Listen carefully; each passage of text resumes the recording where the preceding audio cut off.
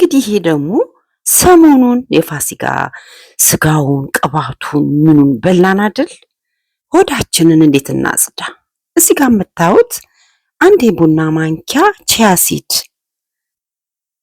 ከዛ በኋላ ሩብ የሻይ ማንኪያ የተፈጨ እርዱ ቤት ውስጥ የተዘጋጀ መሆን አለበት። ግማሽ ሎሚ የሚያስፈልገን። አሁን እነዚህን ነገሮች ለብ ባለ ውሃ እንበጠብጠዋለን ማለት ነው። በጥብጠን ለ3-4 ደቂቃ ከድነን እናቆየዋለን። እስከ 5 ደቂቃ ካቆየነው በኋላ ከዛ በኋላ ጠዋት በባዶ ሆዳችን እንደተነሳን ይሄንን መጠጣት።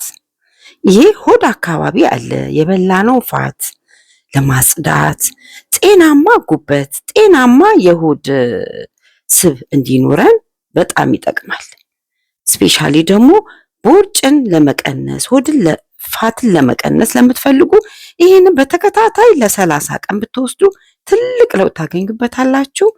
ግን ጠዋት በባዶ ሆድ ይሄን ወስዳችሁ ምግብ መመገብ የለባችሁ። እስከ ምሳ ሰዓት ላይ ምንም አይነት ምግብ መቅመስ የለባችሁ፣ መቆየት አለባችሁ። ይሄ እንዲሰራ ማለት ነው። ይሄን እንደጠጣችሁ ምግብ የምትበሉ ከሆነ ዋጋ የለውም። በዛ ላይ ደግሞ ለ30 ተከታታይ ቀን ለ1 ወር ካልተከታተላችሁ ቦርጭ ለማጥፋት በፍጹም አይሆንም ማለት ነው። የ1 ቀን 2 ቀን ወስዳችሁ አይሰራም።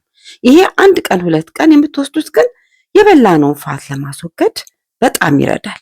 እኔ አሁን ይሄው ሰሞኑን ብዙ ፋት ብዙ ኬክ ምናምን ስለበላው ይሄንን ጠዋት ለ3 ተከታታይ ቀን በባዶ ሆዴ እየወሰድኩኝ ነው። በተረፈ የተባረከ ጊዜ ይሆንላችሁ።